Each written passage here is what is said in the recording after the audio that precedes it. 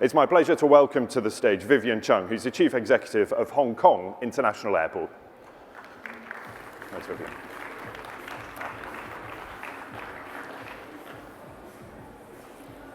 Hi.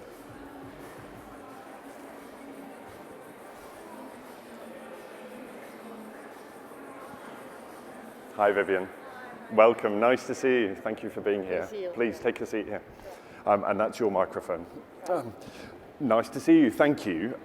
Loads for us to talk about. I think we've got sort of 15 minutes or so, and I know you're going to stay around for the panel discussion that we'll have a little later this morning as well. But talk to me first of all, if you will, Vivian, about numbers. The third runway, that increases your capacity to some staggering numbers. Just talk to me first of all about where we are on those numbers. So we have two runways before. After the third runway, we add another 30% capacity, meaning that eventually we can go up to 120 million passengers and 10 million tons of cargo. Right now, we are about 5 million tons of cargo, still number one in the world.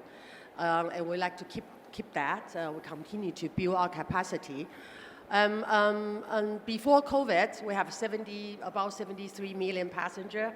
Right now, it's about 62. We're still about 10%, 15% short. And mainly because of long haul. Short haul, regional flight all recover, over 100%. And long haul, due to three reasons.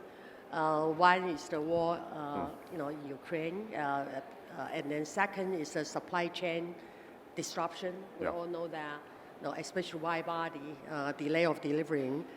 And third, that there are some geopolitical issues that East and West. So those three reasons that we're still seeing that we have about 10-15% short. So just to reiterate the numbers, so capacity 120 million passengers, 10 million tons of cargo capacity. What is harder to fill right now to get you to the, you have the capacity. What are you most worried about filling first? We're supposed to come to reach about 80 million this year before COVID. That's our estimate. And the growth mainly at the time we saw was in Asia. Of course, that Asia still 2024, this GDP was 50 trillion US dollars, still very high. And nearby our city, it's about 14 trillion, just nearby. We call 3 hours land transportation. That's already 14 trillion of GDP. So our forecast for economy along our region, flying time about 3 hours, all gonna grow 5 to 8%. From that base GDP. So for us, growth wasn't a problem issue at all. It was a capacity. But after COVID, we see a little bit change. Last couple of years. But this year, we see it coming back. I talk about geopolitical issue. There are some doubt about whether the investment to mainland or Hong Kong. But now this year, we see they're coming back. We see there are more companies listed in Hong Kong. Hong Kong, again, become the number one company listed the city. So money are coming back. That's why business is coming back. The harder to fill is the transfer sector. Because after COVID, we used to have about 33% of passenger transfer. So long haul like to transfer to Hong Kong and disperse into Asia. But after COVID, we see that nearby we have Singapore, Taipei, Tokyo, Seoul, or even Dubai. They're all growing very fast. So right now, our transfer rate went down to about 25-26%, about 10% short. So that's the area we need to get it back. Talk to me too about the challenge of adding that much capacity, but making sure you can do it well. Because there are growing pains. But how do you add such big numbers whilst also making sure that what you're offering is still a good product? That adding capacity is not an issue. It's not a doubt. We need to. Because we suffer for more than, 5 years before COVID.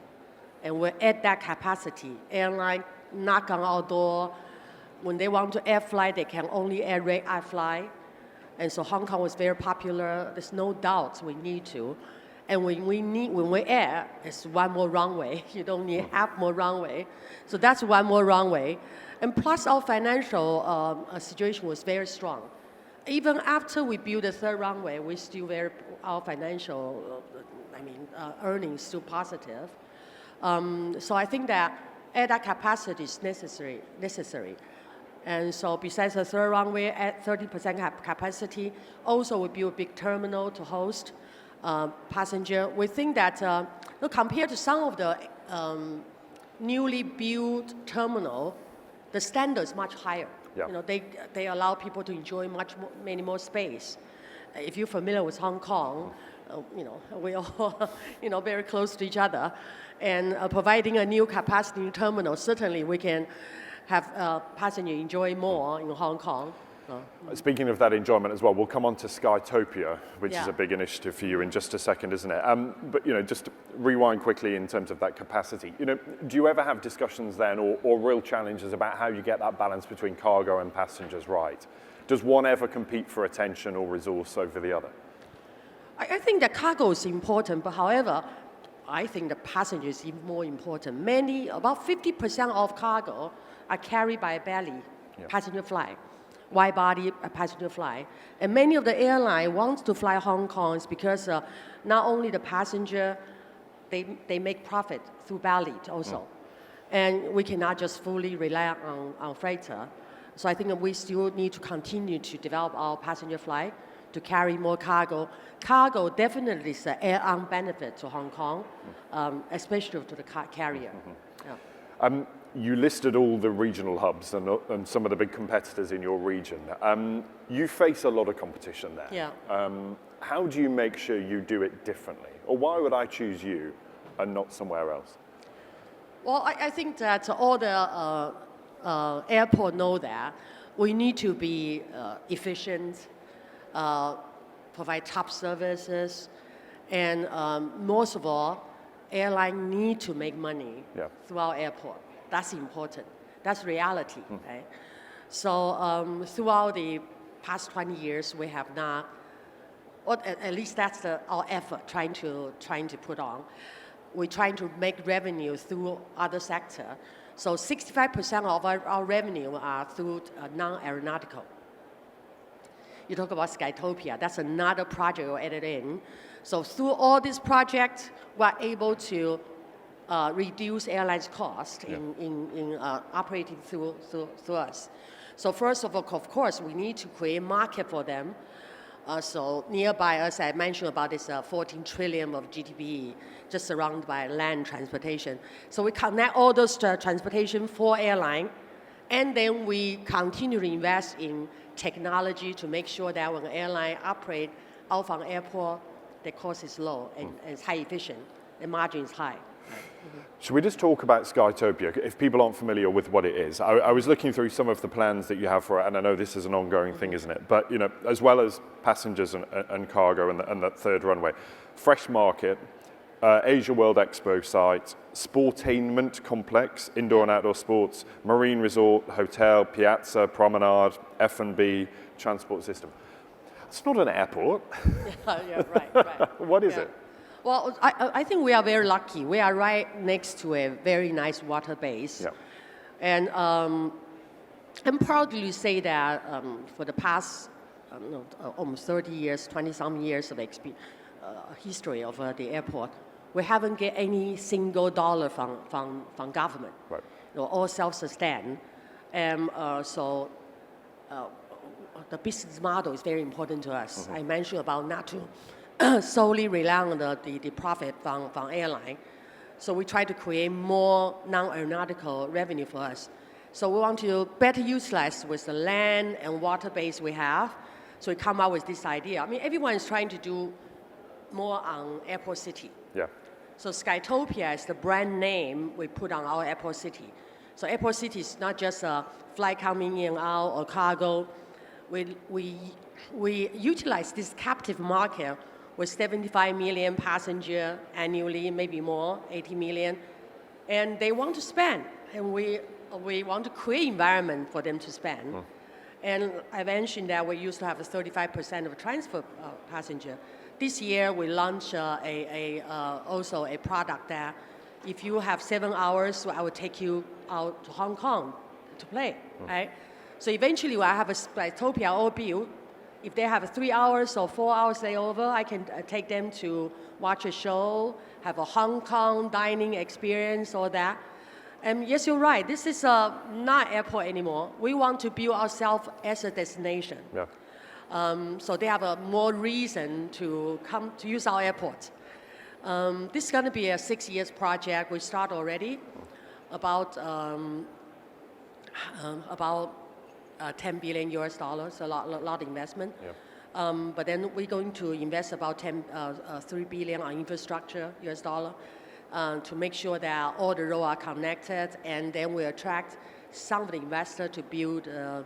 Some of the things already built. Yeah. For example, the biggest indoor dining, shopping, and entertainment center right next to the terminal is already built. So next year going to be opened, and the marina going to be open 2 or 3 years later. So it's going to be fun. What skill set does that require? Because I imagine taking on running an airport is one thing, and I know you've been involved in Hong Kong for a long time, but that involves a certain skill set and your experience. Did you come to this and go, well, I'm now running hotels, sports facilities, cinemas, waterfronts, parks? Is there a point when you think the job's too much? There's too much to deal with. I have to tell my board, they do increase my salary. But it's fun. I really like it. I really enjoyed it. I've been with the aviation industry for 33 years now. Okay. And I enjoy every moment of it. And especially in Hong Kong, it's nonstop. We continue to expand. There's a lot of things happening in Hong Kong. But when we have this project, Skytopia, now I have an opportunity to involve in building a marina and gold storage, art storage, and art trade, and also on convention center and sports arena, all that. And I had the opportunity to meet a lot of people, a lot of investors. I also build a team, have that kind of skill set. So I'm excited. Yeah. I do want to talk to you about a lot of the biometrics work and the kind of seamless travel stuff that you do. And we'll talk about that actually, because you're going to stay around for the panel, and that's something we can discuss with Dubai as well. But talk to me too about how you will measure success at the airport, because if we look at 10 or 15 years down the line, you say some of these Skytopia projects have got 3, 4, 5 year timeline. What will you measure success by? And will it be pure volume? Will it be dwell time? How many? And I wonder, given that you've got so many disparate parts of the airport now, be it cargo, be it passengers, or all of this other stuff in Skytopia, how will you measure that you've done a good job? That's a very good and difficult question. There's so many aspects. I think flow is a basic. With that kind of flow, we are making good profit. With the flow, of course, we need to manage well and turn that into a profit. And then we can reinvest for good quality and technology, all that. So flow is important, but that's not the whole thing. And we like to be the example of the aviation sector. I think one of the things we try to achieve is that how can we help the industry to set a good standard in using technology, or provide customer service, or provide a good platform. We call ourselves providing a platform economy. We don't, in the aviation industry, we don't run airline, we don't run ground handler, we don't run any business inside the airport, but we provide a platform for 400 different business sector company to work in our airport, and we want them to become successful. So when you ask me that question, it's not whether we are successful or not. It's whether when I run that platform economy, the company on my platform, whether they are successful or not. And I will think that if they are, we are successful. What is the hardest bit to get right? The hardest bit to get right is try to get away from all the political issue. That's the hardest part. And that's really out of at least my control. And there will be local politics or worldwide politics, and this change all the time. And everyone knows that aviation industry needs stability. Yes. right? We want stability, and that's something that it's so hard to avoid. Good luck. Yeah, thank you. There's a lot of work ahead. Yeah, thank you. Ladies and gents, Vivian Cheung at Hong Kong International Airport. Thank you. Thank you very much. Thanks, Vivian.